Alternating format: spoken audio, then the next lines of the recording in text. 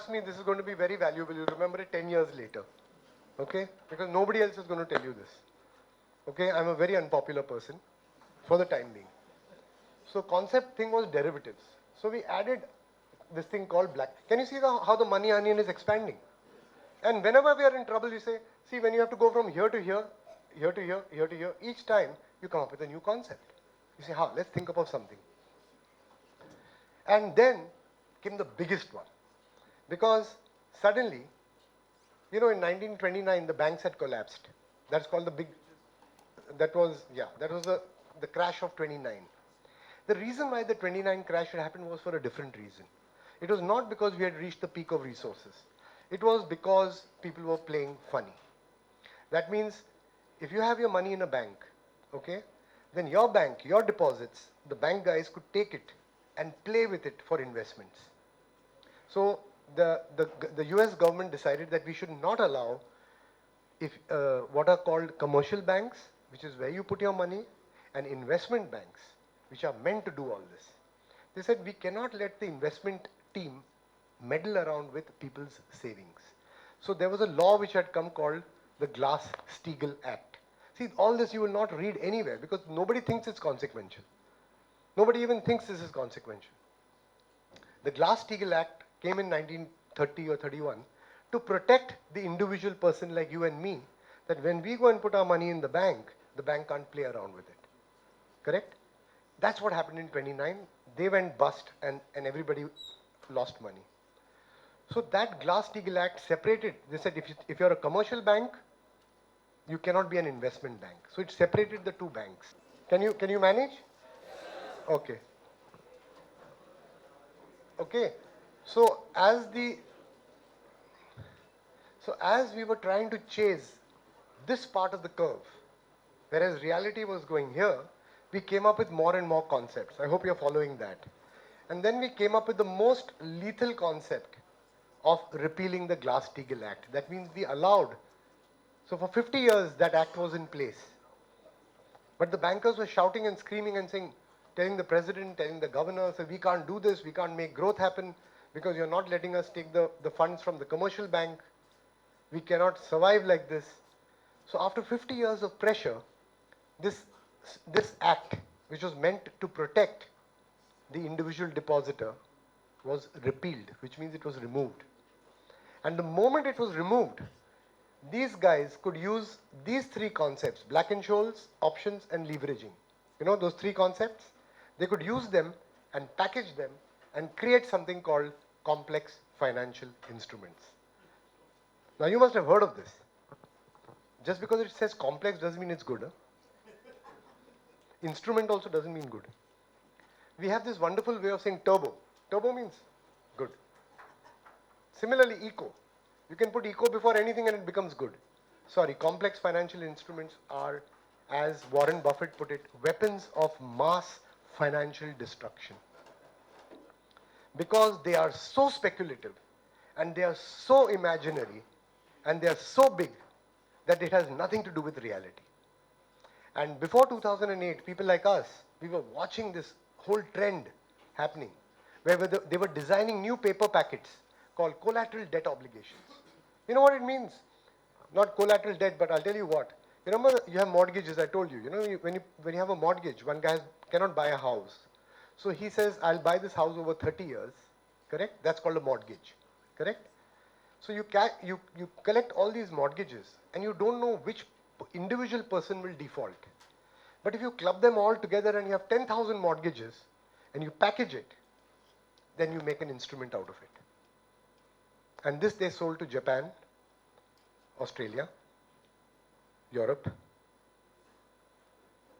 These empty papers which were based on the idea of that these mortgages are real value. So that is what complex financial instruments. What I'm trying to tell you is this is concept. What has it got to do with reality? Reality is not going there. This is called the growth trap. The word growth in my books is a bad word. I hope you guys have realized that. Okay? I'll just come to you what growth means to me. I'll tell you in a minute. But here, when you needed to go from this level to this level of growth, you came up with this concept. leveraging. When you needed to go from here to here, you came up with this concept, options. Can you notice how the gap is increasing? Because it is exponential growth. Next year you have to do double of it. Next, not year, but next 8 years. And then you have to go, and then when we needed to go from here to here, we came up with this complex financial instruments. This curve is sitting so high up, so we're getting unbelievable growth. Okay, on paper, you're getting unbelievable growth. Wow, this property is worth 5,000 crores. Oh, great. Okay, I'll buy a mortgage on it. Excuse me, the property is what it is. It has so much water, it can grow so much food, it can have so, that's what the property is.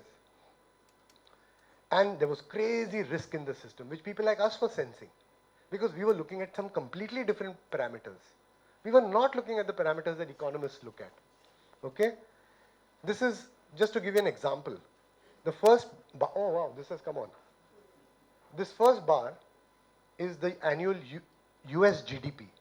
GDP means gross domestic product, meaning real things you have made. Okay? Cars, trucks, trains, planes, roads, this, that, etc. Real stuff, GDP. And that is $14 trillion in 2007. The world GDP in 2007 was $50 trillion. Again, real production. For the last 100 years, the industrial production, for the last 100 years of industrial productions is $100 trillion. Last 100 years. Guess what? The derivatives, only in 1 year, 2007 is $1,000 trillion. Matlab, you're telling me that this is real, this is real, this is real production over the last 100 years. You're telling me 10 times more than the production over the last 100 years is your value of your derivatives in 1 year? Would you believe it? It is crazy. It doesn't mean anything. It's gas, it's numbers, it's mathematics. It is speculation. It is concept creation. It has nothing to do with reality. And when people like us were saying this, that here, this is the Earth's production here, and you're telling me that your value is not here, but up there. That means this differential is gas. And you know, gas doesn't feel good when it's in your stomach. It has to come out. And that's exactly what happened. It came out. This guy is looking very worried because he's a financial advisor and he's seeing the bomb which he's feeling in his stomach, but he doesn't know what to do about it because he's thinking in terms of finance. March 2008 was what people like us were waiting for because we knew it was going to happen. All other people were saying no, boom, there was an explosion. See, you guys are students and at that time you all were even younger, you know, you didn't need to worry about it. But somebody who had a job, somebody who had money in the bank, somebody who was running a company, somebody who was running a country was in deep trouble. This is what happened, that we were floating, we hit peak oil. You hit the peak of energy which runs your world. You're telling me that after we hit the peak, we're still going to continue going faster, bigger? This is what drives it. I'm telling you, it's like me telling you, I'm going to give you less food, but run faster. How stupid. I'm going to give you less carbs, I'm going to give you less proteins, I'm going to give you less vitamins, but you become stronger and run faster. How idiotic. Because this is the real world. So we hit peak oil. This was the false value in the economy. This was the false value, which means it was the gas in the stomach, right? That's a good example. I must remember this. $50 trillion wiped out in 6 months. $50 trillion, the finance guy said, sorry, it was never there. Last month you told me we have $50 trillion. And suddenly you're telling me, no, sir, it was actually a correction. You know, like you correct examination papers, that kind of correction. What do you mean by correction? You should tell me that it was imaginary to start off with. That means it was never real. So 3 phases of growth. One is the beginning part where the mind and the body, the earth and your economic system are in sync. So the bell curve and the exponential curve are in sync. This is going to become textbook material, guys. This is what your courses will start with.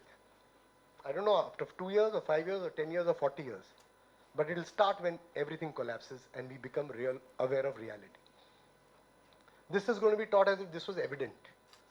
This should have been known. This is how it's going to be taught. Like gravity. Like Newton's laws. like E is equal to mc squared. This is going to be taught. So I'm not just making it up. All this is data. What I'm putting in front of you is data. You're telling me that your money can grow like this when your real resources go like this.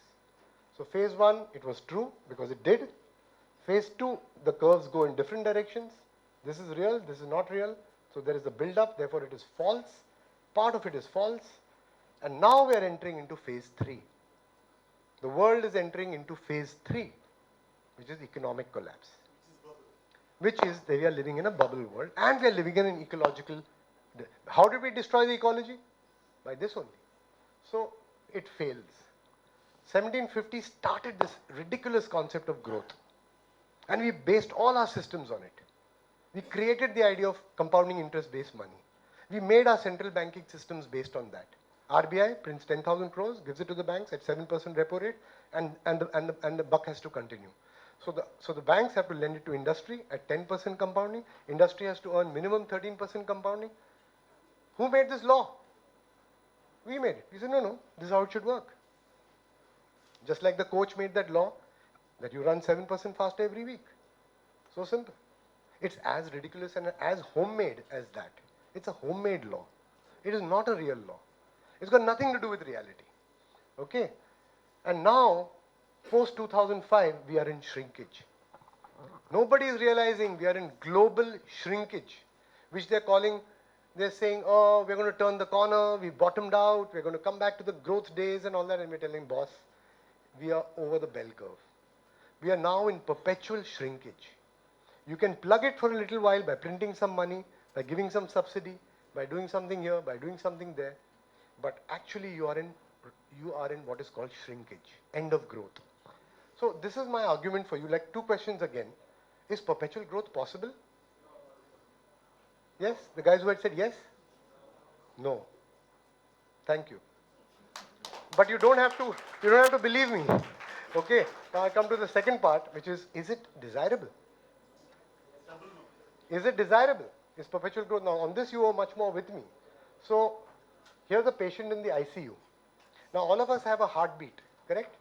We have a we have a body temperature. What is your body temperature supposed to be? 98 point something, I forgot. Okay, whatever it is. So just imagine that you have a friend who's lying in ICU and guys, you have to listen to this. It's quite interesting. Okay, discuss your evening plans later. Okay, so your body, I have a friend whose body signals, his heartbeat is going crazy. His body temperature is going crazy. His blood level sugar level is going crazy. His cholesterol level, which should be here, is going crazy. What would you say is happening to that? It's supposed to be here. This cholesterol level, heartbeat, body temperature is supposed to be here. It's going boom. What would you say is happening to this patient? All these things are going crazy. The patient is dying. Now, this is not a patient. All these signs, all these curves are the curves of our earth. Now I come to your topic, sustainability. What the hell do you mean by sustainability? In a growth-based world, you're talking sustainability. What does it mean? But we are saying, oh my God, species are getting extinct. Oh my God, loss of tropical rainforests. Oh my God, fishery is getting exploited exponentially. You know, I love this word exploited. Is exploit a good word? Are? In every business meeting I hear, we have to exploit these resources, we have to exploit that, we have to exploit China's markets, we have to exploit that. We have not yet exploited northeast of our India. You're telling me it's a bad word? I don't like it. I'm going to tell Mr. Modi. Would you ever go home and tell your wife or husband, darling, let's exploit the kids tonight? You know, we haven't exploited Auntie Jessie for a while. She must be feeling lonely. Her friends, 3 years we haven't exploited them. Shit, they must be really feeling sad. Exploit is a bad word. But we use it. Open Financial Times, open Economic Times, open any business paper, any PowerPoint presentation, you have the word exploit being used like a good word. See the conditioning. This is called cultural conditioning. When you're culturally conditioned to believe that this is a good thing.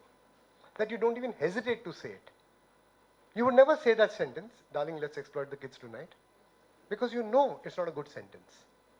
But here, you say, and in fact, people say, Mansoor, you're not exploiting your talents. You're sitting on this stupid farm. I say, well, why should I exploit my talents? I want to be happy. I don't need to exploit anything. So fishery is exploited. Water usage, boom, exponential. And that's why I say, it's not a question of how much water you save.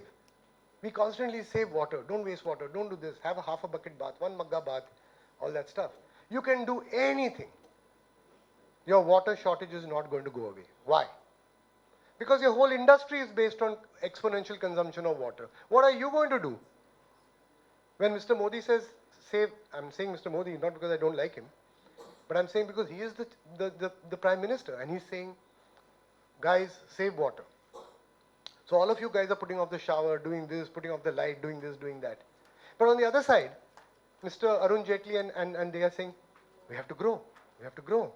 So industry gets all the water, whereas the individuals don't get it. That means you are supposed to have half a mugga bath. You are supposed to go through pain and torture, but India has to grow. The industry has to grow. What a dichotomy. Aren't we India? Is this going to help? This is arithmetic. It becomes half. This is exponential. How can you offset exponential and arithmetic? It's like your son telling you, Dad, don't worry, yeah. Or Mom, I have reduced my phone bill by 30%. So I say, wow, damn good, yeah. But you have doubled your other expenses, yeah. Now you have 4 interests in life. So this, when we say, our energy efficiency, it is nonsense. Efficiency can never beat exponential growth, because efficiency is arithmetic. It is minus 10%, minus 20%. But your whole model is exponential. 2 into 2 into 2, 7% compounding. And India is not happy. India is saying, no, 7% is not good enough. We have to chase double-digit growth. Double-digit growth means at 10%, you're consuming energy and resources double every 5 years. Just do it 10 times and you've used 1,000 times more energy and resources. That is what double-digit growth means. I want to know what you agree and yes, next few minutes we'll take questions. Ma'am, you had the first question. Thank you so much, because economics is such a complex subject, which is the root cause, and you explained the fundamentals of economics in such an engaging way. Thank you so much, because I've always wanted to understand those complex terms. So my question is just 2 little questions. One is that, first of all, what is the alternative? If we want to create a new alternative, what would it look like? Secondly, when you say, because when you're following the, the reality curve, yes, is that reality curve a result of the fact that we are chasing the curve? Or Absolutely. is it, if we were not chasing, we would not be doing yes, that? yes, Yeah, absolutely. okay. Yes. That's, I wanted to nice understand. question. Thank you so much. Thank you. Yes. So the reality, from the students, it doesn't behave question that from way. students. But we are pushing it to behave that way. My book is called The Third Curve. Actually, reality behaves in a third curve, which is a wave. So that is the reality. That is the reality. This is the reality that we've imposed. Yes. Because of this. Thank you so much. Mansoor bhai, the students have been observing. There's a question there. Yes, yes. I'm surprised. Yes.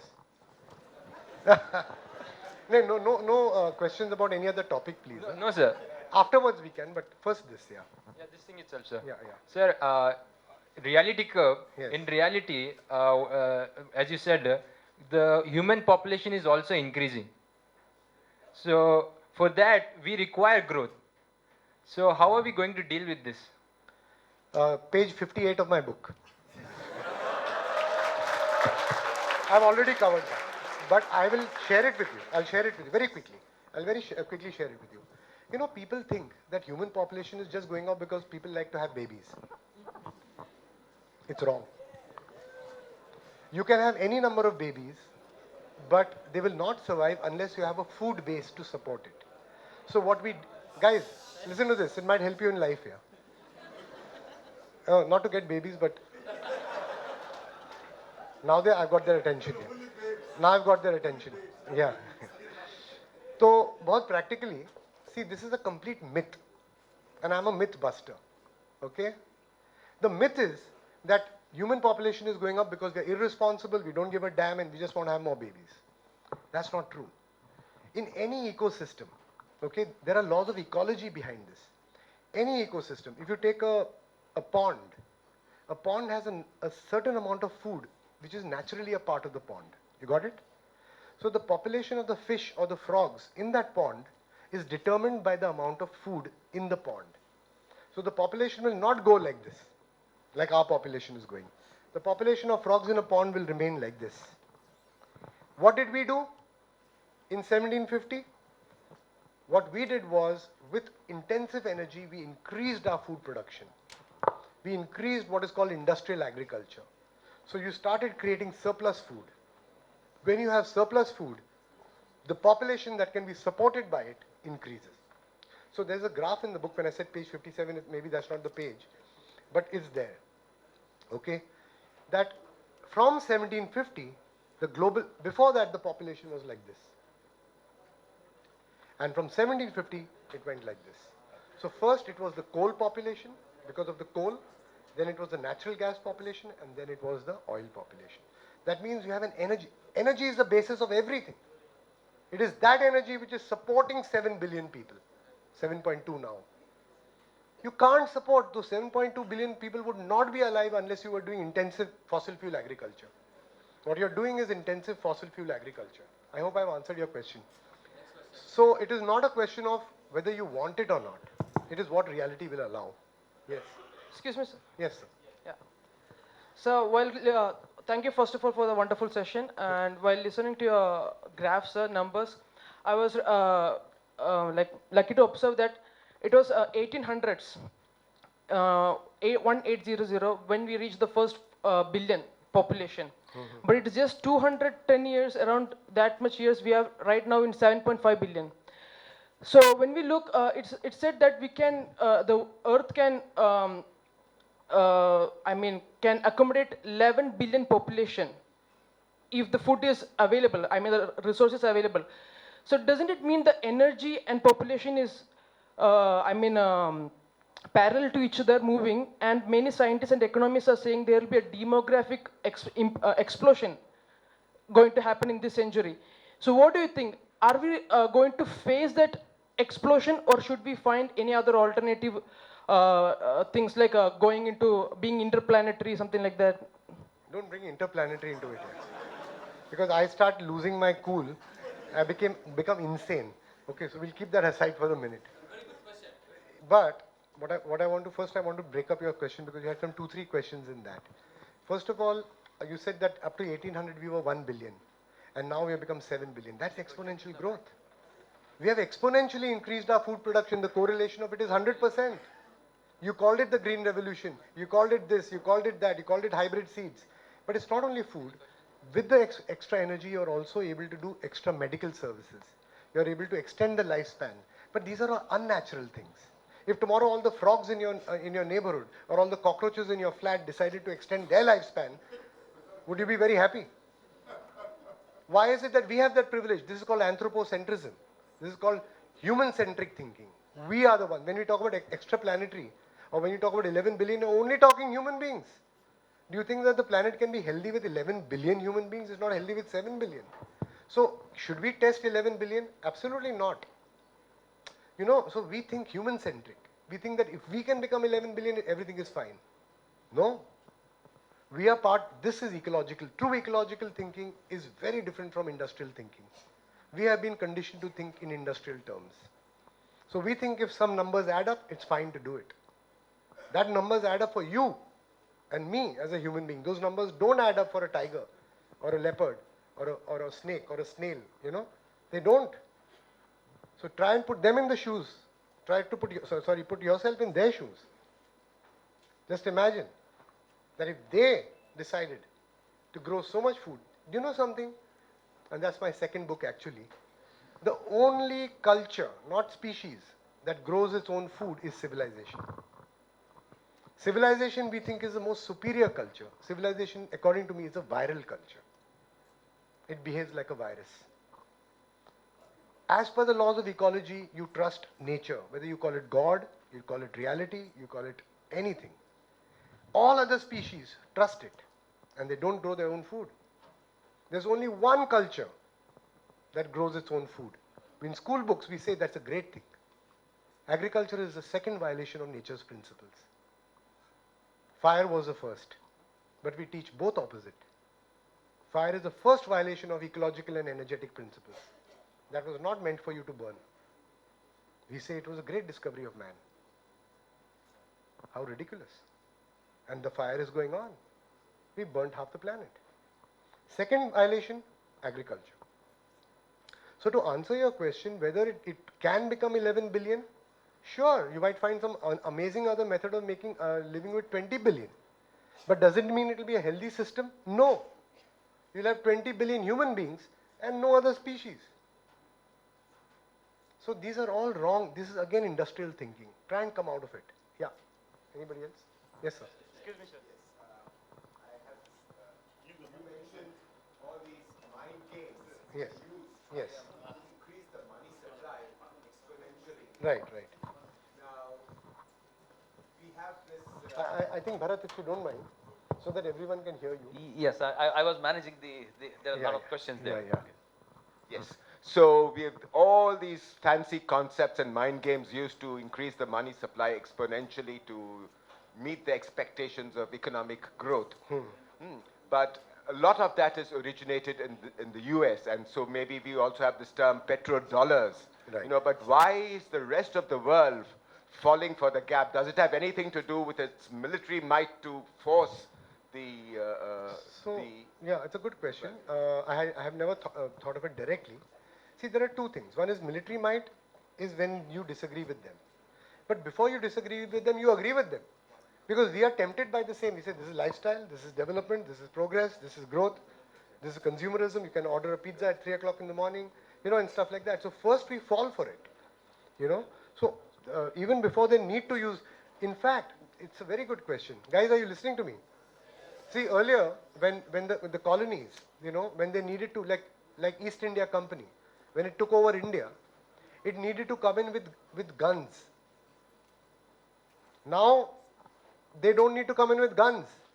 They come in with finance. So the World Bank, the World Trade Organization, the opening up, the liberalization, we have agreed to it. We have agreed to it because we've been told that this is the only way to go. India was in, I love the way they say these are undeveloped nations. Yeah, you guys have to become developed. You mean to say you take a lovely patch of land and pour concrete over it, it's developed. What do you mean by that? Because you have, you know, 500 options of restaurants, you're now developed. Because you are into consumerism, because your GDP is going up, you're now developed. So the word development itself is hijacked. You're nothing. Development is a false word. Again, it's an industrial word. So we've been to answer Bharat's question, is that we have been lured by a false image first. And then if we do not want to toe the line, which happens very often, and we say, sorry guys, like you don't tell us where to buy oil from. If we want to buy it from Iran, we'll buy it from Iran. America is not the country that should tell us that. Then it comes to power. So America is still the empire. It's a dying empire. But it is the empire of the world today. And the petrodollar, very interesting. Why did America attach its dollar to petrol? Because it knew this is the real currency. Energy is the real currency. If I attach my currency, it's like, you know, you're riding a bike and you see a truck going in front of you, you just hold on to the truck. The truck takes you. So if your currency is connected to petrol, if you convince the world that you have to buy petroleum in dollars or everything, your currency is so much safer. So these are the tricks which in fact reflect the fact that energy is the real currency. Today you're finding that all the wars are mainly about energy. The $2 trillion war which America is fighting in the Middle East, along with trying to get its allies of Britain and France and all that, is an energy war. Because energy actually runs your world. So both the things I feel are true, Bharat.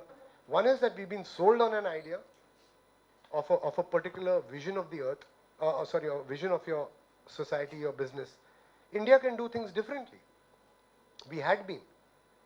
Of course, we can improve on certain things, but we don't need to follow the Walmart model. We don't need to literally follow the the 24-hour delivery model. We don't have to literally follow the double-digit growth model. We don't have to immediately follow the mortgage everybody has. You know what I mean? We can do things in so many different ways, but we've been told, no, sorry, you guys don't know anything. You're a very old culture, 3,000 years old and all that, but you have no clue how to live. So it's both. And if we don't toe the line, then the hammer comes on our head. Yes. Thank you for this wonderful session, sir. It's indeed a great speech. Sir, as you speak just about the currency, I just want to know what is your opinion about the currently going digital currencies like Bitcoins and Ethereum coins, like so-and-so things. Does it have anything to do with economy, like Bitcoins and the digital currencies? You were following my Crypto- lecture. You were following cryptocurrencies. my lecture, right? Yes. The answer is right there. Crypto is the next level of concept. Okay. One more layer. One more layer. And it's more imaginary. Okay, sir. Thank you. But the money, so you need paper here. Now you don't need. That's the only way you can keep it going. Try and answer these questions yourself in your head, you know, because the answer is already there. I've already given it to you, you know. Yeah. Sir, you said if we are growing, we are dying, you said. I'm Then saying- you mean to say that we have to stagnate. If not exponential growth, at least linear growth has to be there. Then only the engineers will get job. Sir, what your question is a wishful question. I'm not telling you wishful stuff, and I'm not telling you what you should do. I'm telling you what you will be able to do. Linear growth also becomes infinite in the end. Now, we can't go back to front. We can't say because engineers need jobs, therefore the earth should behave like this. See how much we've been conditioned. नहीं भाई मुझे तो खाना है जमीन को देना पड़ेगा. What has the zameen got to do with your khana hai? So this is human centric thinking. This is the thinking that we are in a better place, and this is not compromisable. This model is not compromisable. This is called the Tina factor. Tina is my wife's pet name also, but it's not because of her. The Tina factor is there is no alternative. This has become the central thinking. There is no alternative. Capitalism is the only alternative. Growth-based economics is the only alternative. You know, progress is the only alternative. So this is a kind of a mind conditioning. So I'm not arguing with your desires or your wants. My question in all my lectures is, how will you do it? So when I go and speak at a corporate, like I'll speak at Morgan Stanley, Yahoo, I've spoken at over 300 places. But I particularly like to speak to corporate guys because I don't think that they're bad guys. I'm saying they're stuck in the model and they are going to be hurt the most. So I'm never going to, let's say, Cognizant or Allegis or one of these big IT software companies who are enjoying 60% year-on-year growth. Two comments. One is, sir had also mentioned about the US interfering in a lot of our decision making. I was part of a couple of closed-door EU conferences, and I exactly felt the same thing. Colonization happening all over again within the country, and we are letting it happen. Is what is the saddest part of the entire thing I was part of. That is just a comment. And then to talk about, I just want to find out if you are going to stay in the afternoon part, because I have specifically, selected a city that is not growing, as part of the lecture, which is a shrinking city in Cleveland, Ohio. That is where I'm going to talk about, because it was once 1 million population, which dropped to 300,000 plus. So, and how the city completely, transformed itself. It and again, rejuvenated. to answer his question about, how can we get job? Basically, when you are really shaken up bad with the reality, you start setting a new normal. I think, we don't have to wait till that you hit the rock bottom, which happened in 2008 in Cleveland. Right. So, I'm sorry, I won't be able to be there because I have to go, I have my flight. Acha, acha. But to answer your other question, sorry, I lost track of what. No, I'm saying that, see, India is trying to, we are already wedded into the growth model. The moment you have, we can pretend we are not, but we are already embedded into the money. The moment you have interest-based central banking system, you're already on that bus. It doesn't matter within that what you do is like I told you, you're rearranging the furniture on the Titanic. Rearranging the furniture on the Titanic is not going to stop it from sinking. To address the hole and the gash on the side of the Titanic is what we need to address. That is interest-based money. And the notion why people don't realize it because they think that money is the driving force. You ask anybody, you ask Bill Gates, he'll say money is the driving force, capital. It is not. You can continue printing capital, which is what we are doing. All the countries are printing capital. America has $22 trillion in debt. Exponential debt. $22 trillion. Japan is in negative interest rates. Europe is in trouble. Your first world countries, Italy, Portugal, Spain, Greece, they were considered first world countries. We used to look at them as the rich countries. They are bankrupt because you've been printing money. Germany is also in trouble. It might be the richest one. See, the disease is common because the laws are common. Some might be a little luckier, some might be a little, due to local conditions, what resources you have. Let's say Russia has a lot of natural gas and that, so they will last better. India doesn't have. So India has to, first of all, I'm not talking India-centric, by the way. So when I'm talking about a global picture. Now, each country will vary depending on its culture, depending on its resources, depending on its population. Yes, but the big picture remains the same. So in a country of 1.3 billion people, with no oil of its own, with 1/4 of the landmass, how can we follow an American model? How can we follow the model of, consumerist-based growth? So engineers will have to do something else. Yeah, that's what I was going to say. In America, jobs is a very bad word.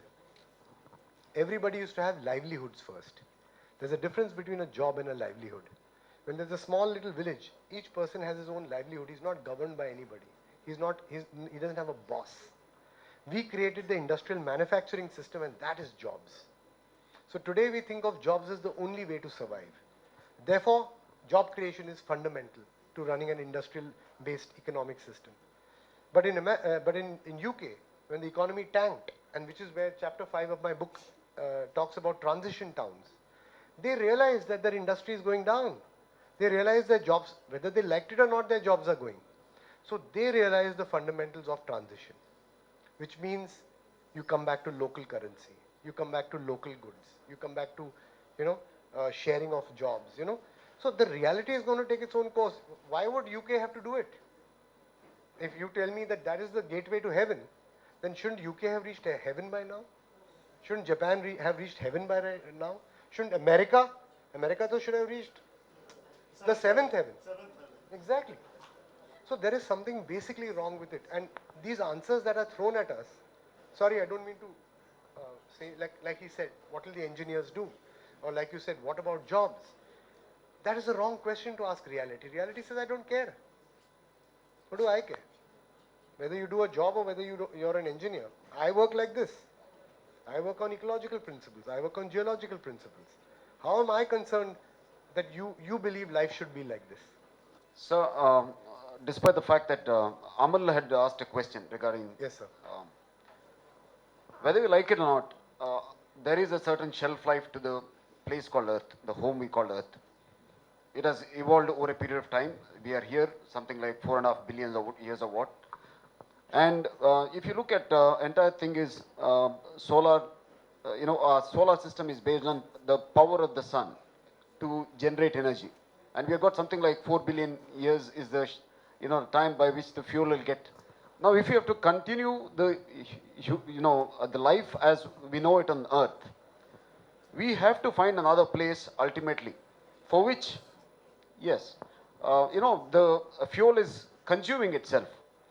And to reach that point where we have to find a second home somewhere, we do require industrial, thinking, industrial activity happening, so that, it can take us to a place where life, as can be preserved. Sir, 4.4 billion years, if the sun lasts 4 billion years more, Right. I'm talking about collapse in 200 years. Yeah, that's the reality. That's the reality. But the thing is, we don't have to worry what will happen 4 billion years later. But then, the industrial capacity to deal with that kind of space, distances, etc., requires certain kind of industrial culture. Requires energy. Of course. You don't have it.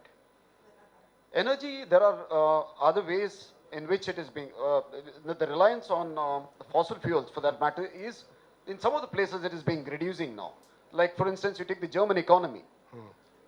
To a great extent, they have been with the grey skies, they have been able to reduce their reliance on fossil fuels considerably. They have wound up all the nuclear plants already. It's one of the few countries which has dared to do that. So I think we need to have both. I mean, No, sir. Let me tell you. First of all, these are wrong data that you have been given. Okay. Germany, they only a fraction of their energy consumption, electric consumption is coming from renewables. A fraction of it, okay? But the main thing is, and Germany is a very rich country, that means it can subsidize solar and all that. Through subsidy, you're making it look like it works. Like my son's shop is not working. He makes only 10 lakhs, I'm giving a subsidy of 10 crores. So even though solar and all are being run because you are actually, this is the beauty of money.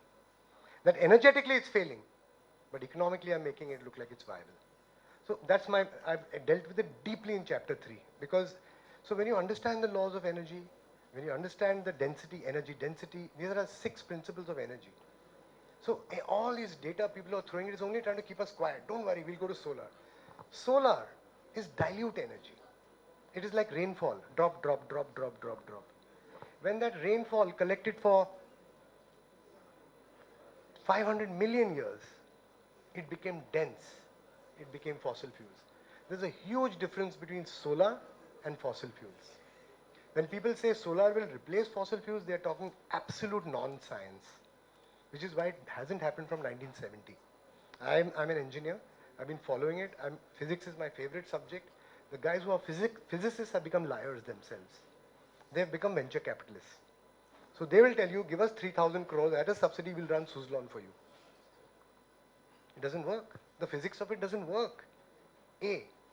B. If we get more energy in our hands, what do you think we'll use it for? More of the same growth-based economics? More of resource depletion?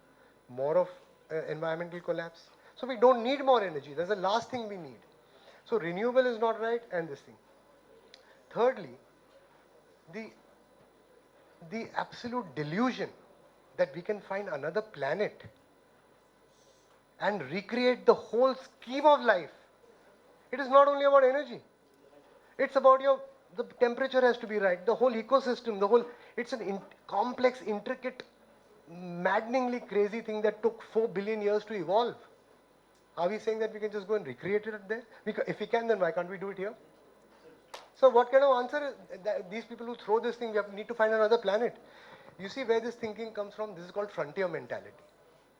You see, if you notice the white man from Europe, when they destroyed their whole, Europe was in trouble.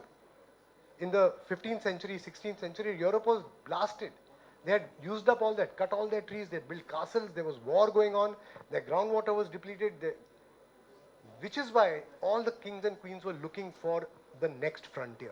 They were looking towards India. And the Queen of Spain, she heard of Christopher Columbus. Christopher Columbus said, I don't need to go this way, I can find it. Why were they looking for India? Because it had a lot of resources. It was our roads were supposed to be paved with diamonds and gold. It was a thriving. Why on earth would they want to come to India at that time? So this is called frontier mentality. That means when my house is destroyed, I go out looking for the next pasture. But when they landed in the Northern American continent, they landed in a place which was full of life. It had rivers, it had soil fertility, it had forests, it had everything. Fish. You just had to take a spear and put it out of your boat and you would get a fish. That's very different from Mars. But the mentality thinks that, oh, we did it. We went from Europe to here, therefore we can find the next one. It doesn't work that way. That next frontier has to be that rich and working. Elon Musk is saying, we'll go to Mars, we'll just do one nuclear explosion under the ground and just bring out everything that's there and then we'll make our world with that. Fantastic. How ridiculous. Why can't we do it here? Why do you have to go, 1.5 years away by rocket? Okay, guys. You guys don't like Elon Musk, I guess. So would this mean that even within US there is a money supply which is controlled by some people, and if it's a small minority of people, why can't this common sense understanding of this madness be struck there, so we stop the torture for the rest of the earth? Well, if things were that simple, which is why I believe man is not an actor, man is a reactor. So we don't act. Only when the slap comes, we react. So if you notice, we are always reacting to ecological damage, then reacting to climate change, then reacting to, all the other things, bad things which are happening. We are not actors. So because we have been so deeply conditioned and we are so arrogant and we are so full of hubris that we think that, okay, we recognize this is the problem, now we'll solve it. But we are using the same mindset that caused the problem. So you are going deeper. Like when agriculture is the first method of reducing soil fertility. So when we started increasing it, then we came up with digging, then tractors, then artificial irrigation, then chemicals, then genetically modified. Each time we are intensifying. But we are not changing our mindset. We are never changing our mindset. So when you say, can't these guys understand? Well, if my bread is buttered, why should I understand it? Finally, we all are losers, but they don't see it that way. So, and see what happens is here, Bharat, is a little more complex. Because we believe that through this kind of science and this kind of technology, we can escape. I am saying this kind of science and this kind of technology is the cause of it. I am a totally anti-modern science person today. That whole thinking is limited thinking. It's only within a few parameters, which is why you find allopathic medicine doesn't work, because it's not holistic. So similarly, all our solutions are non-holistic. When today we are talking about, one guy is talking about, even when we talk about saved water, or these are not holistic solutions. These are only addressing the quantifiable. It's like putting a CFL bulb. What has the CFL bulb got to do with anything? The CFL bulb doesn't change the nature of the beast. The nature of the beast is the same. I can put any number of CFL bulbs. So nobody is, I feel we are going to learn only by burning our hands and legs and everything. That's how we're going to learn. All right, Yeah. guys, I apologize. We have to end this with a concluding remark. Thank you very much, Mansoor Saab. Let me make a personal.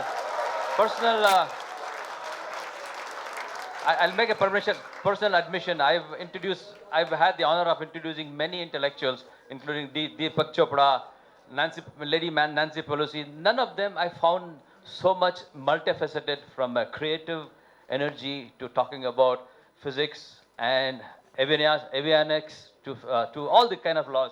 And here's a man who's be remembered not for his creative genius, but he'll be remembered for what he's doing right now, possibly 50 years, 100 years from now. Big round of applause to Mansoor Khan. My only question, Akram, is how come I have less money than Deepak Chopra? You will not. Okay, thank you. No, I'm just joking. I'm just joking about it, yeah. Thank you so much for being a patient audience. And do keep this somewhere in the corner of your mind. And the first thing that you need to throw out is guilt and blame, okay?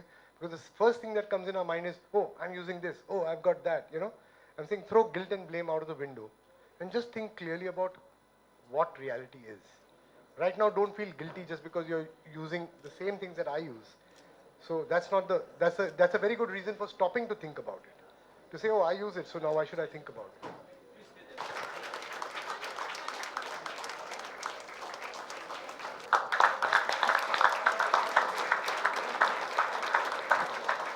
This is to introduce architect Deepa Vedavyas, who is an architect and an urban planner. Architect Deepa Vedavyas moved to India from Cleveland, Ohio, after residing in the US for 14 years. She studied masters in urban and regional planning from Virginia Commonwealth University, Richmond, Virginia, and bachelor's in architecture from Adyaman College of Engineering, India.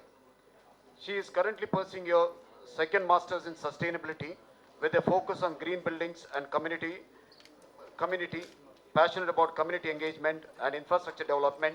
She proceeded to work as an associate director for development for a community development organization in Cleveland. She believes in applying her knowledge to do impactful work. She has a proven track record of enhancing the quality of life by heading neighborhoods, sustainability initiatives and programs. She was a team member in the state of Ohio's first silver certified lead for neighborhood development and launched many neighborhood educational initiatives.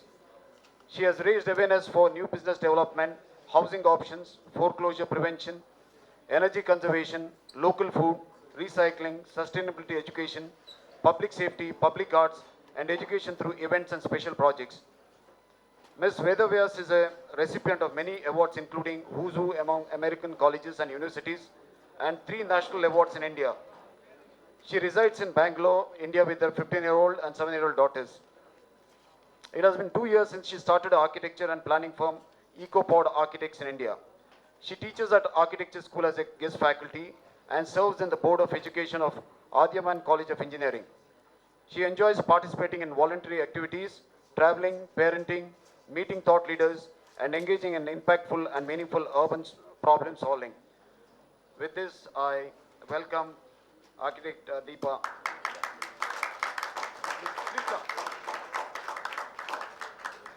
The introduction, because I've resided there in Cleveland. I was working in the capacity of Director of Planning and Development for a community development corporation there.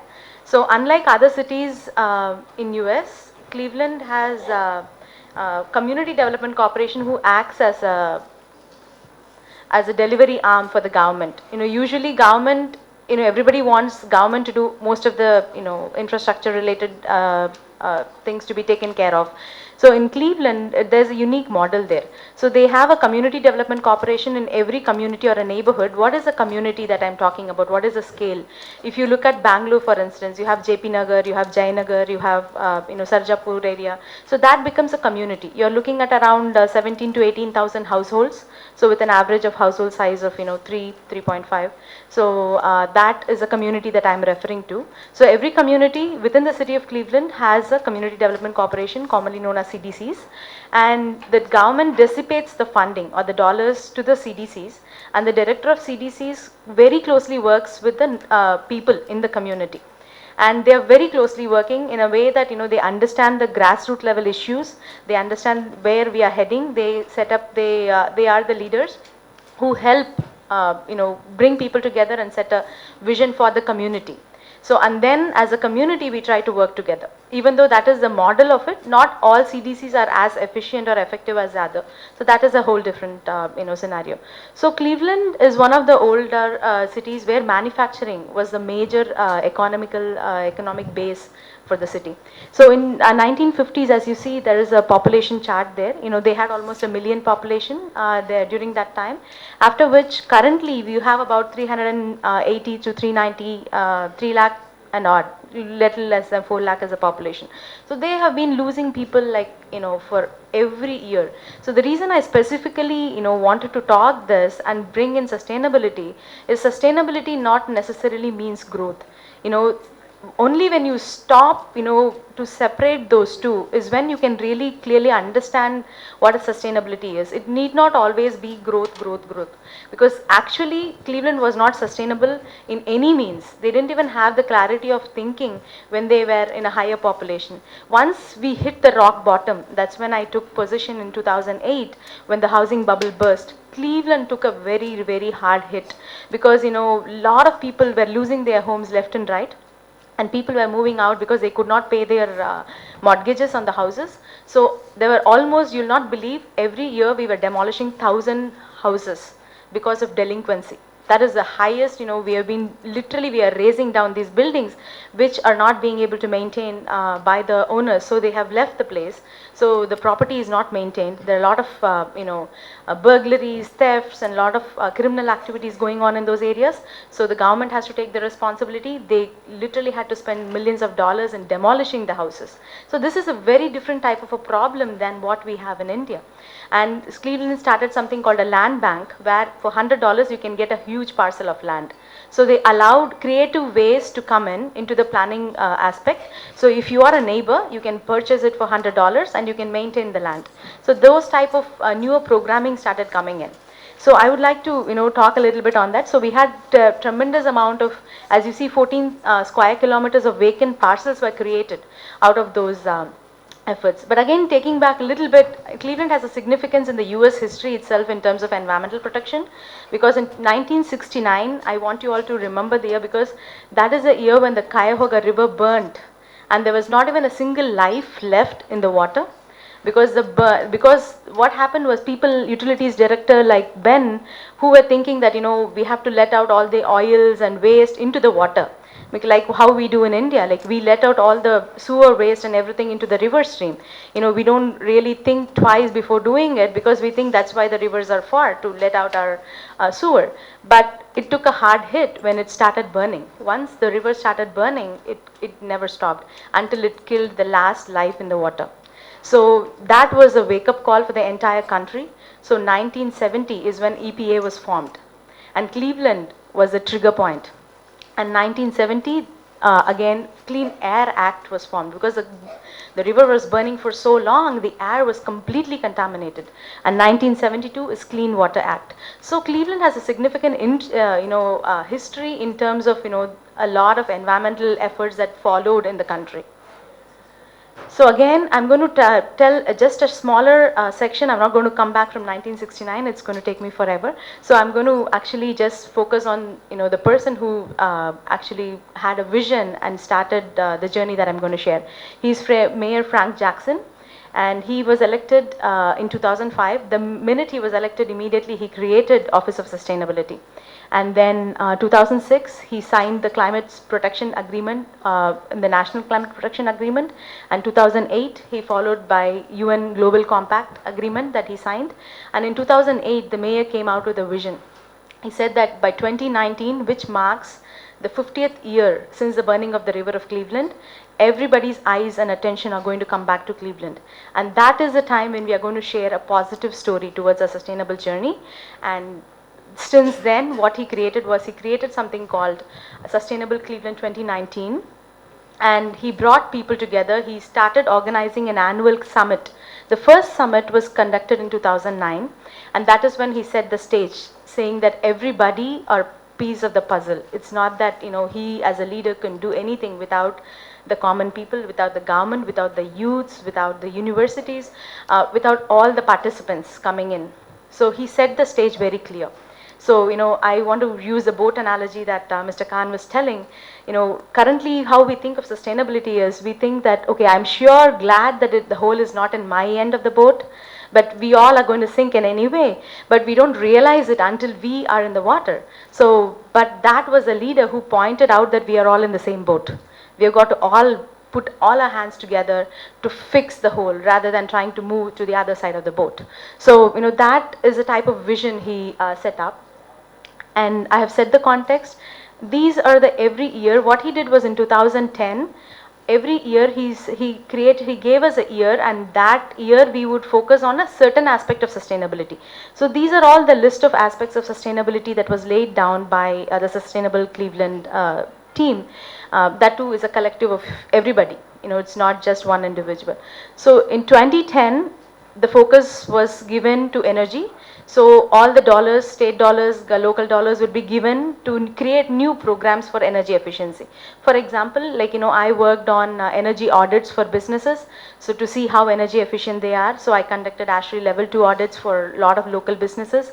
And to seek state dollars, and then I actually helped them retrofit it.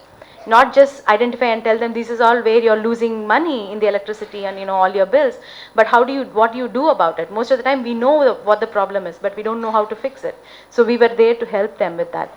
And local food. So today I'm only going to focus on 3 aspects: energy, local food, and vibrant green space and neighborhood.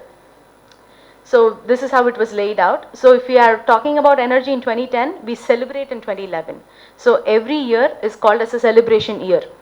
So we have to share the story. So he brought in selective people who were heroes of that year to actually be able to celebrate. So this was the 2011 summit. This is how it happens. It happens in the huge space that is specifically meant. They use the space for summit events. So the year of energy, so if you look at the panelists, we have panelists from Obama's Energy Advisory Panel on the very end. And next to him, we have representative from the state, and we have people representing from community. In my case, I represented the community. The activities that I did really made people look at not only within this city, but I had calls from North Carolina, I had called from California to ask about how I did it, and for mutual learning experiences. I was looking forward to create a green district for businesses. That was my vision for my community that I had. So the efforts were being shared at the dais. So that is the type of platform the city would provide you. You can be nobody, but if you do great work, you would be given a platform to share your story. That was the type of involvement that the mayor provided. And in 10 years, I've just, quickly given a snapshot. I'm not going to read about it. But what happens is when you initiate a program in 2011, it doesn't end in 2011. It continues, and he adds another layer to it. So we had energy. Now that program is going to continue. And the next one is food. So how do you do it? That will it will come to a level where it will become self-sustaining. And then what he did was, during the summit, there would be a lot of people who are all wanting to do something, but they don't know how. So he would provide a platform to create something called working groups. So he would say that, okay, you all organize yourself, self-organize yourself, go out and do good work. So I will tell you where to seek money and how to get it. We will provide you all the capacity support that you want. So that is, I just want you to remember the term working group, because I'm going to come back to it. So the second year that I want to focus is food. So Cleveland, as you know, was losing buildings left and right. So as a result, we had so many vacant lands. But the only problem is all the lands were heavily contaminated. They had petroleum, they had lead, they had all sort of, chemicals and metals in the land. So how can you actually grow food? And you have food deserts, like absolutely no access to food in, several miles, in all these low income neighborhoods. I worked for one of the highly impoverished African American neighborhood. And I was the first Asian the company hired in 40 years. So you can imagine that, they don't even have the access of outside world per se, because they don't have access to car, they don't have access to jobs. None of it was there. And these are all highly impoverished people. So how do you think of, creating food? They don't have real food, grocery stores next to them. So what we did was, we partnered with Botanical Garden, and we helped them clean up using bioremediation, using mustard seeds, planting them, so that they will actually pull out all the metals through its natural property. So all you need to do is just throw it out. You don't have to you have to make sure that some of them are not eaten by people. That's all you have to do. So again, what you do is make them aware of it. That's about it. And then locally, 14 to 18-year-olds were getting into so much of drug-related issues. So what we did was, we noticed that only 17 and above had summer jobs. 14 to 17 were never employable. So we identified a problem, provided a customized solution. So we brought those kids and brought in Botanical Garden to teach them urban farming and leadership. So they know how to work with the soil. Not only did they grow, they also use the produce to sell it in the farmer's market, or they would make salsa and other things that can be packaged and they can be sold. So now you are making them entrepreneurs as well, along with providing leadership skills and paying them, a reasonable amount of money so they can, take back home some money. Not just that, we conducted, I am part of this, they had something called community kitchen. So I was teaching those kids how to prepare simple things like butter. From butter, how do you make ghee? How do you make yogurt? How do you make pulao? How do you make whatever? So I had done that for 4 weeks in a row to all these kids. So, they understand they don't have to buy all the things. They are wasting money by doing it. So money, resources, is very important. So those type of things were organized. And how did you actually get from vacant parcels to greening the parcels?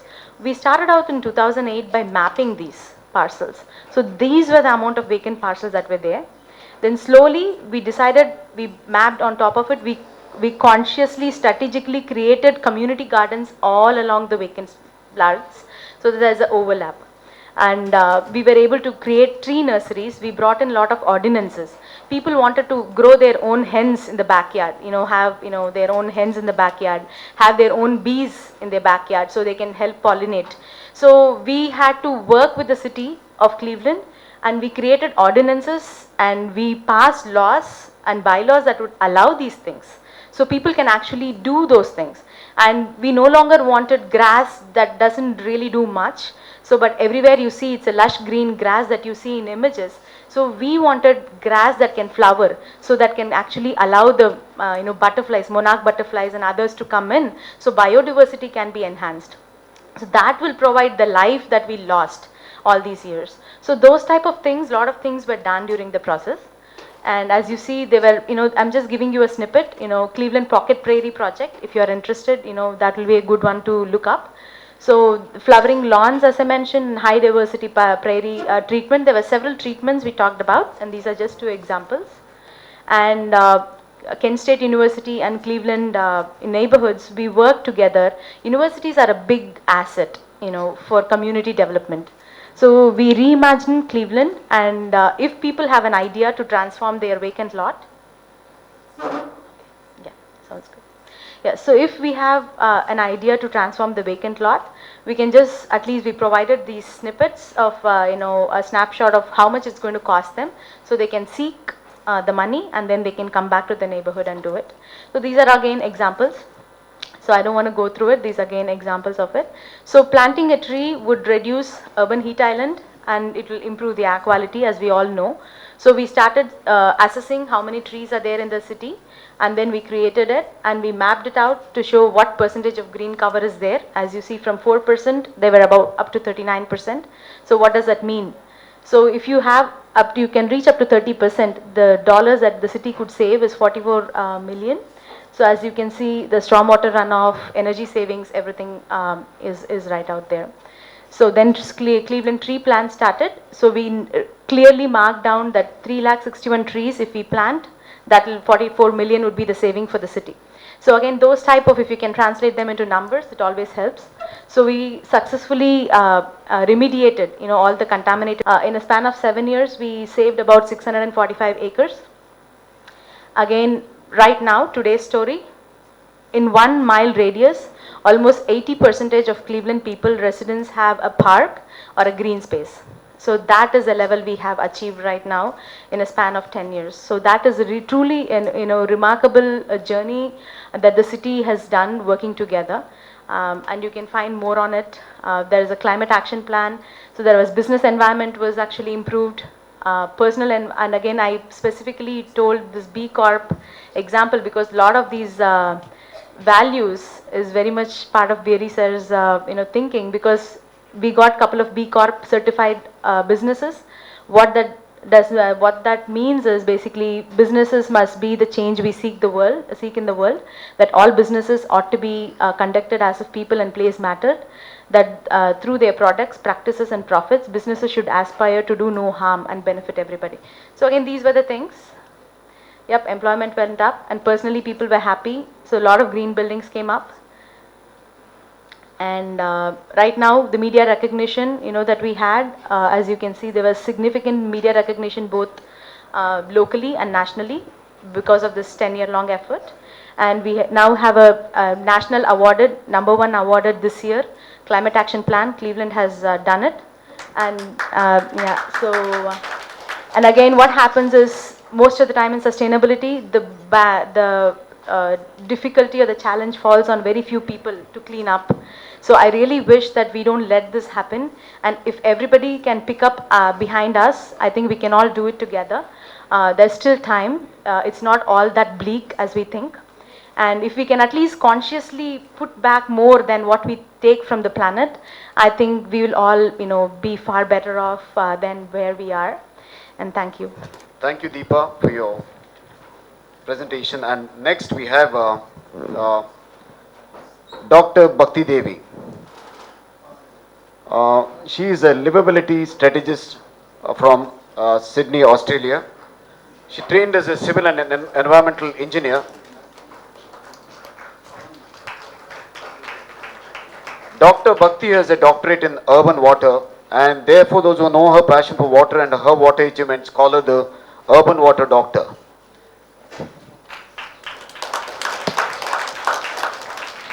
Dr. Bhakti has been working as a water professional for the past 30 years. She started her career as a process engineer, designing rainwater harvesting, water and sewage treatment processes. Then she went on to create a greater impact by undertaking water audits of residential, commercial, industrial and institutional buildings and helping them become more water efficient and self-sufficient, reducing the need to import water.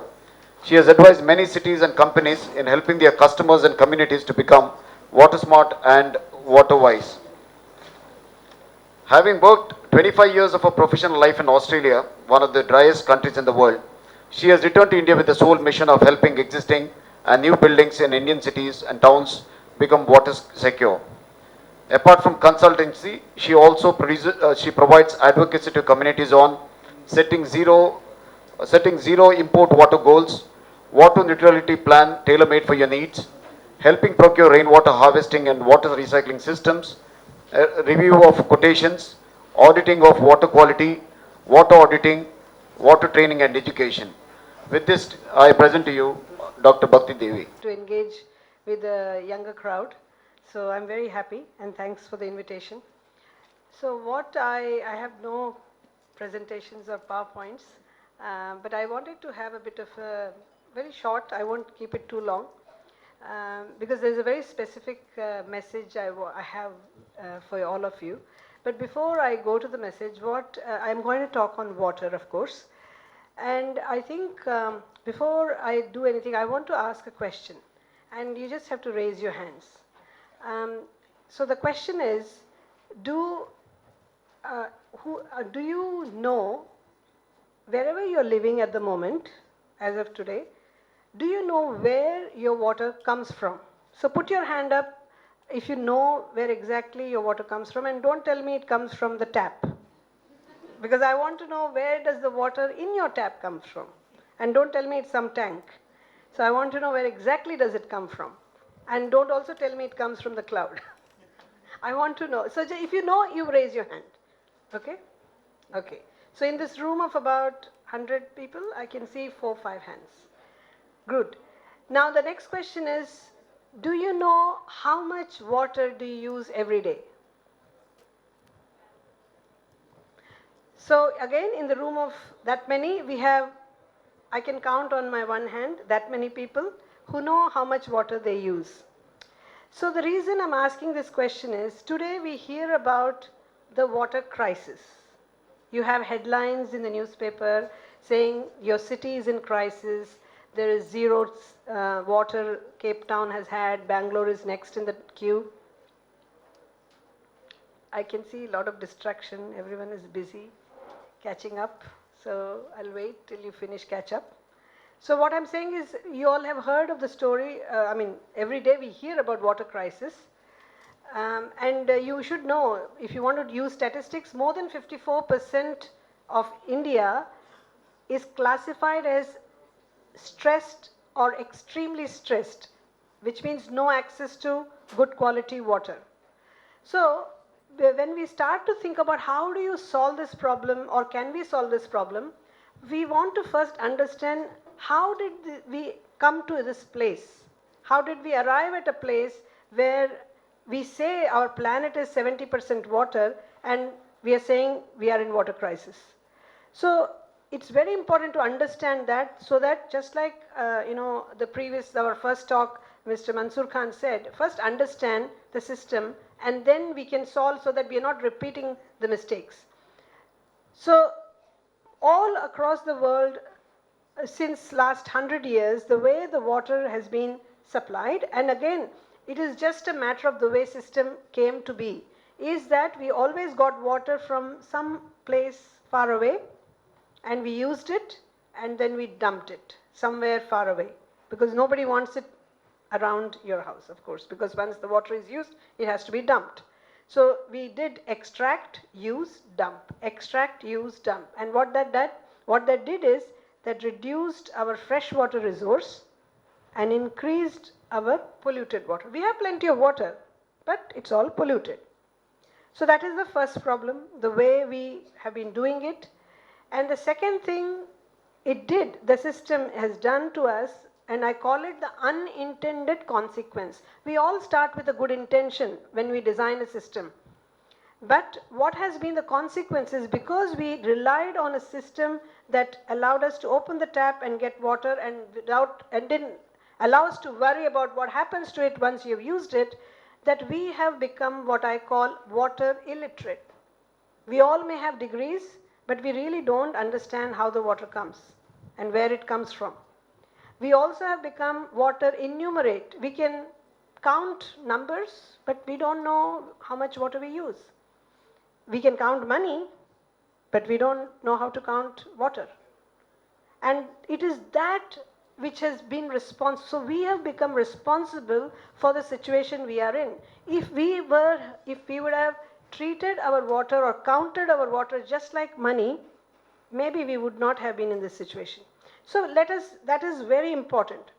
So once we have understood this, and also the proof of our water illiteracy is that if you were literate about the water, I'll give you the example of Bangalore, that if we were water illiterate, we would not find it acceptable that we have to fetch water from more than 100 kilometers distance by pumping the water 1 kilometer up.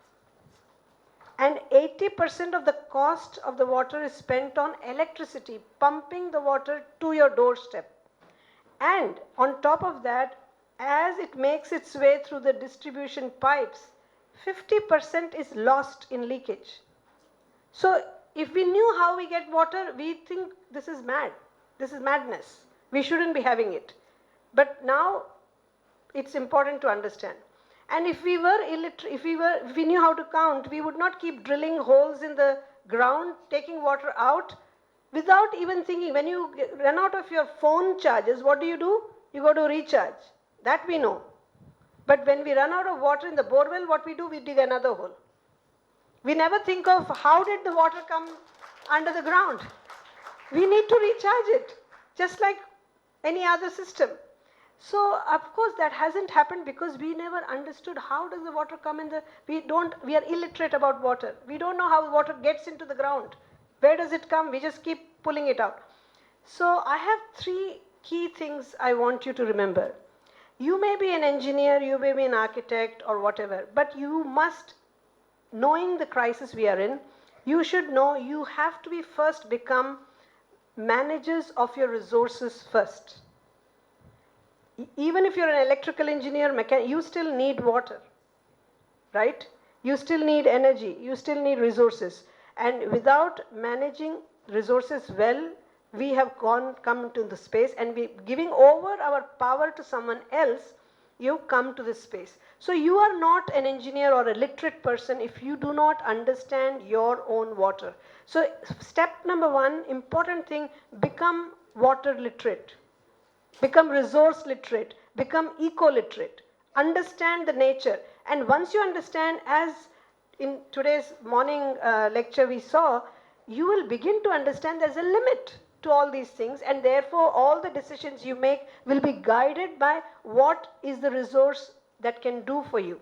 So that's first thing, become water literate.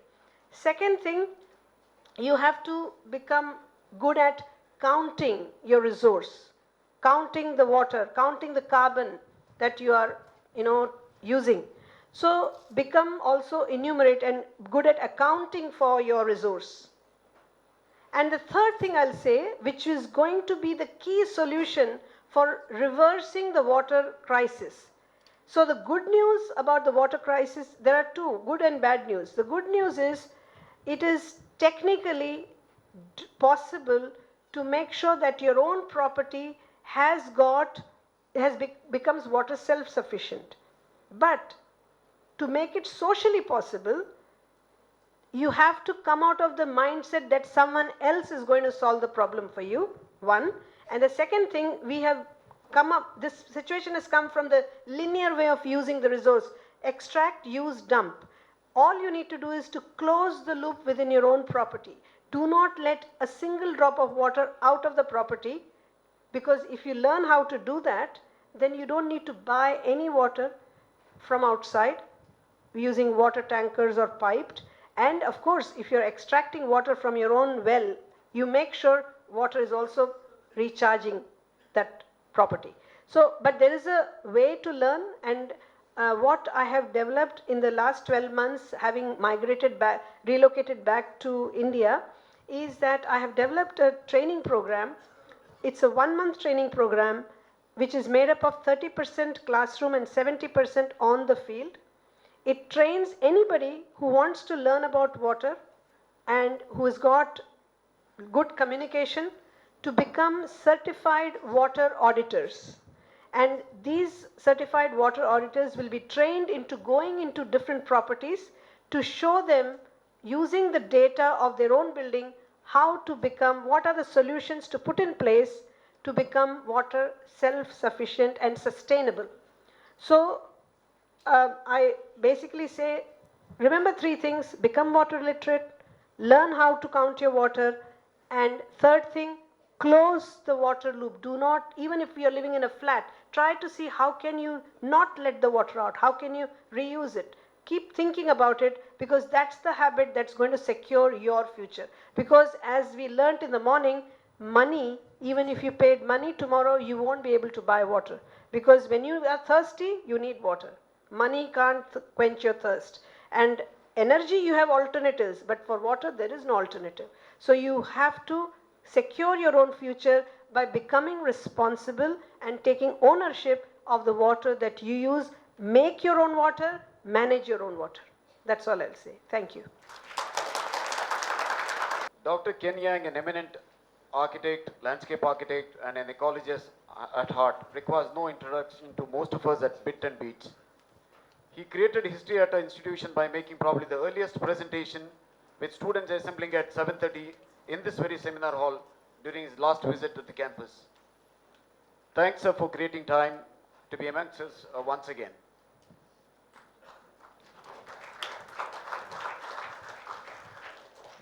Following closely on the footprints of eminent Scottish landscape architect and urban planner Ian Mackhar, whose seminal 1969 book Design with Nature, Dr. Yang pursued a brief stint in 1973 with the legendary Ian Mackhar at University of Pennsylvania, which Dr. Yang claims changed his worldview of architecture. Dr. Ken Yang has always been calling out the misconceptions of what constitutes ecological design. He has been particularly wary of impulse of architects and engineers to engineer a way out of crisis. He says many designers wrongly believe that if they stuff a building with enough eco-gadgets such as solar collectors, wind generators, photovoltaics, and biodigesters, then they will instantly have an ecological design. He believes building projects should be so integral with the biosphere that they barely register their presence. This obviously requires a wholly different approach than just factoring topography, density, proximity, and aesthetics.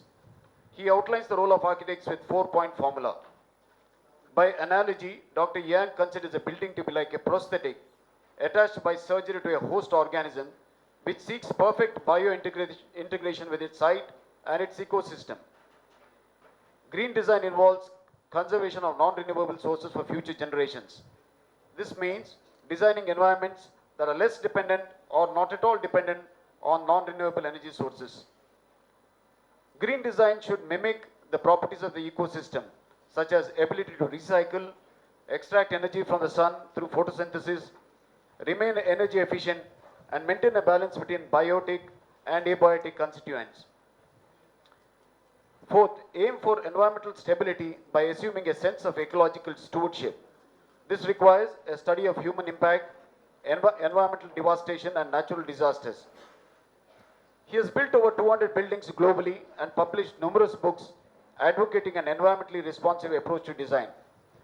Dr. Yang's work is recognized and celebrated with a number of major awards and many publications, far too many to be listed in this brief introduction. Little wonder that in 2008, he was tipped by The Guardian as one of the 50 people who could save the planet. I'm sure this introduction makes you ever more eager to look forward to Dr. Yang's presentation. We welcome you, sir. Now, many of the speakers today have talked about the importance of saving the planet. Ecologists sees the Earth as covered by this thin film, which is called the biosphere, which is about 10,000 kilometers from the surface. And within this biosphere are units in nature, which are called ecosystems. Ecosystems consist of communities of plants, communities of animals. Now, it's important to look after the ecosystems, but many of these systems we cannot see. And so the different parts of the ecosystem,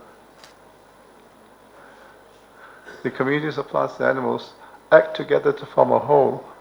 And if we upset any of these, then we've affected the functioning of the ecosystem. Now, these different components interact in very complex ways, which is not visible to us as human beings. And then within the ecosystems and the biosphere, there's us as human beings. And our built environment. The built environment is not just our cities. The built environment is everything that we make as human beings. Toys, clothing, cars, iPhones.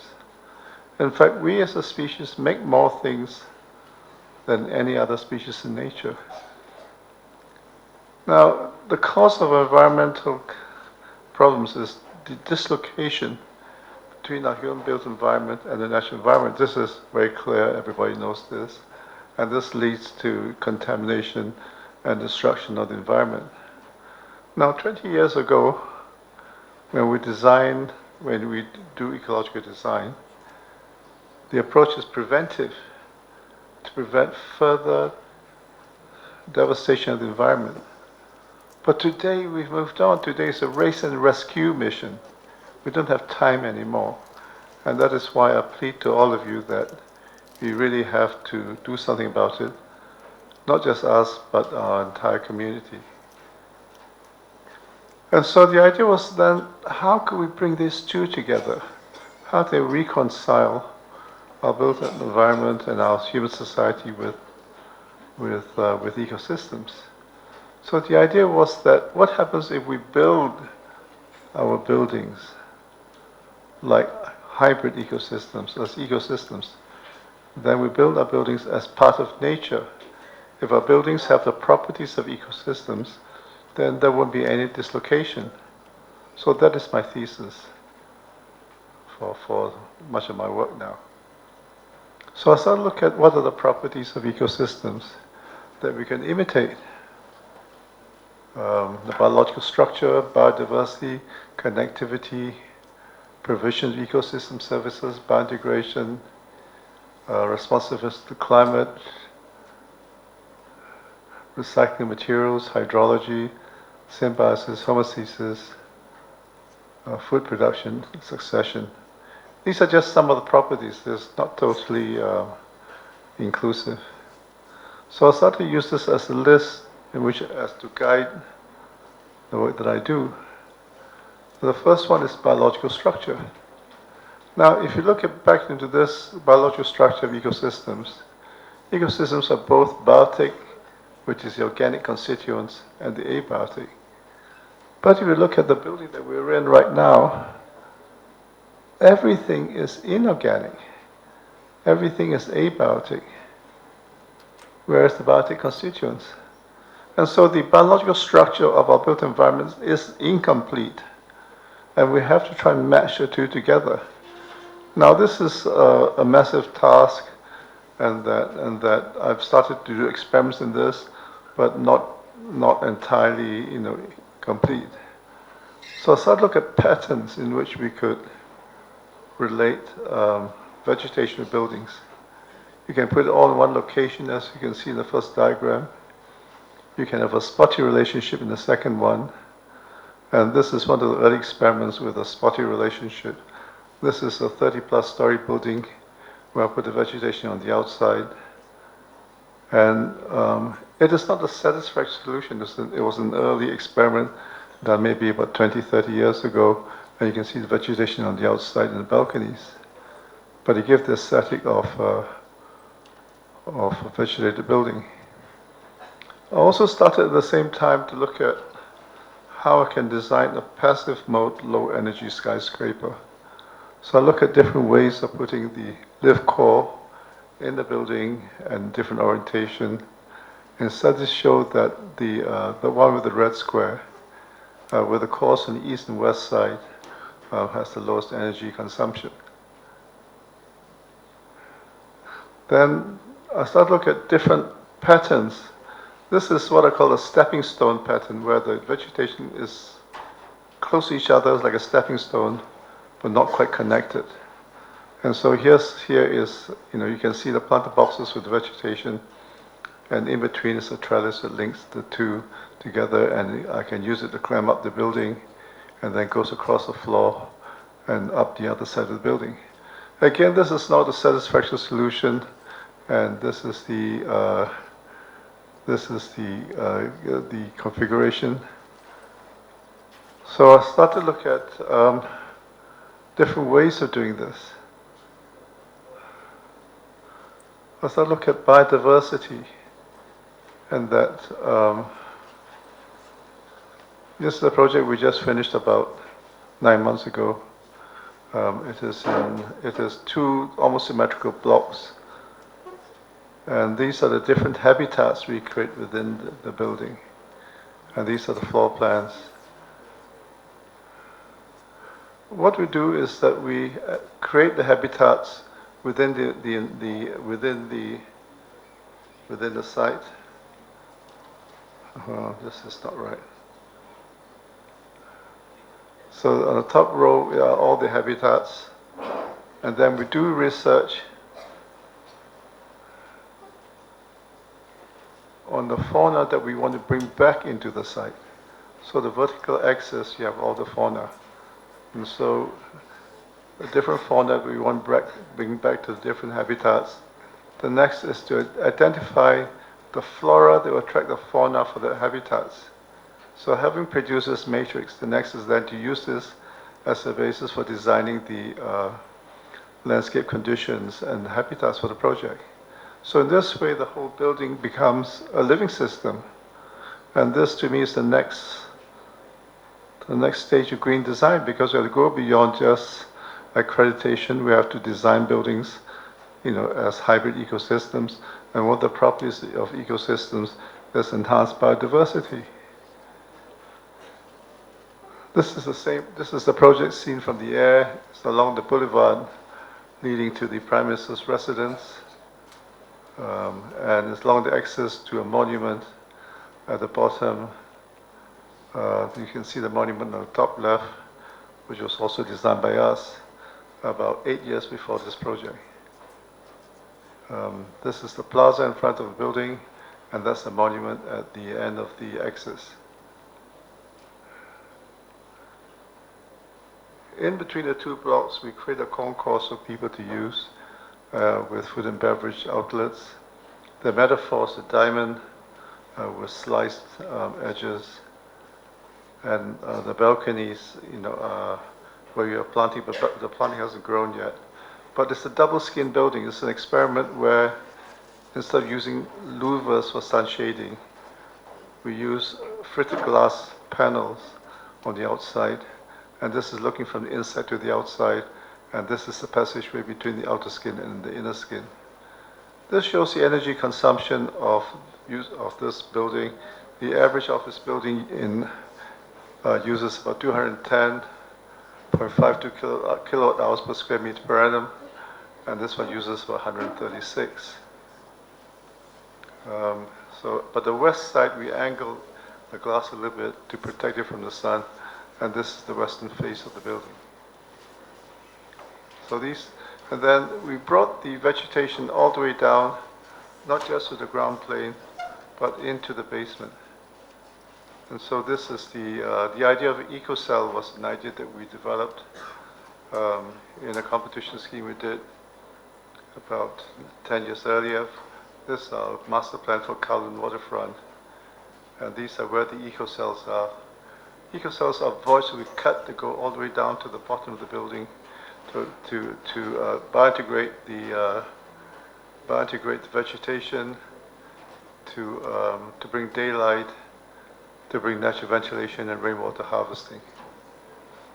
So that's the EcoCell, and this is the EcoCell for this particular project. Then how do we create this biodiversity in the vertical tower? And so what we did was to first look at research, as we did earlier on the green areas around the site. And the next is to stratify the building vertically, so that the bottom part of the building is for dragonflies, butterflies, and songbirds, and migratory birds. And so there then became a basis in which we identify the different birds and species that we want to bring back into the tower, and that these are different habitats within the tower.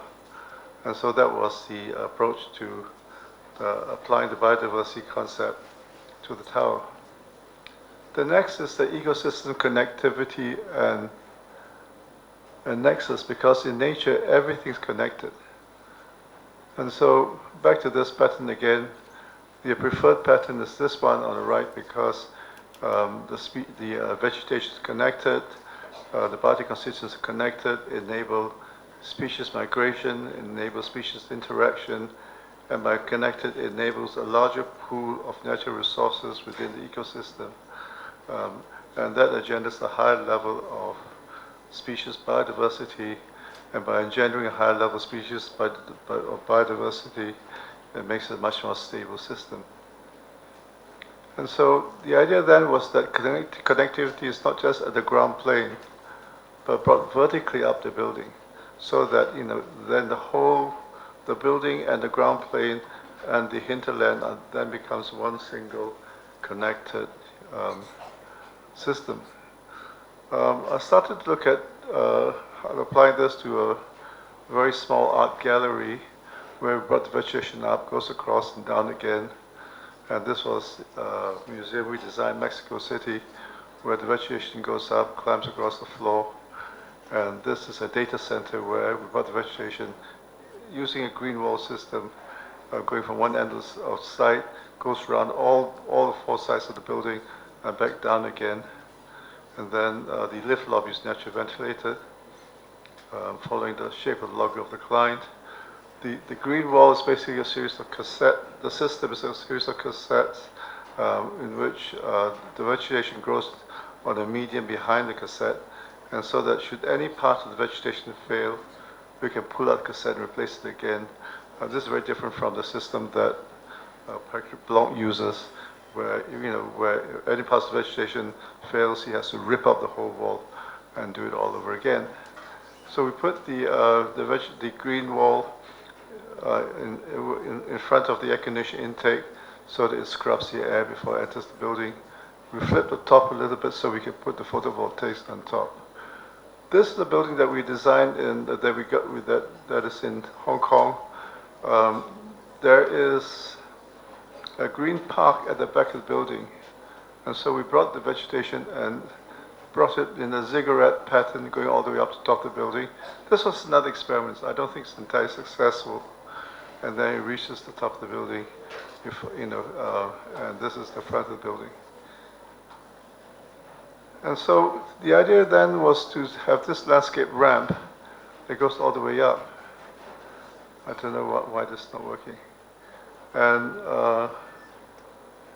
the other example of a landscape ramp is this building that we did. It was a competition scheme.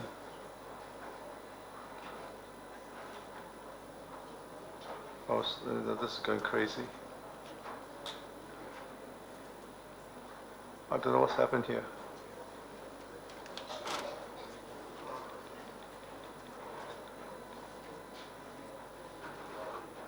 Well, I know somebody messed up my slides, I think. Anyway, this is a competition scheme where we brought the ramp going all the way up to the top of the building. And idea was that when the vegetation reaches a certain level, we bridge across to adjoining buildings so that it colonizes the adjoining buildings.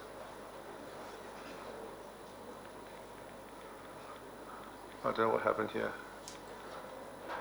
I left this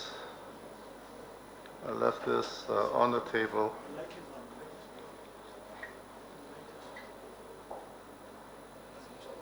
I left this on the table, went for lunch, and I came back, and not only did we lose the PowerPoint, all my slides have been mixed up.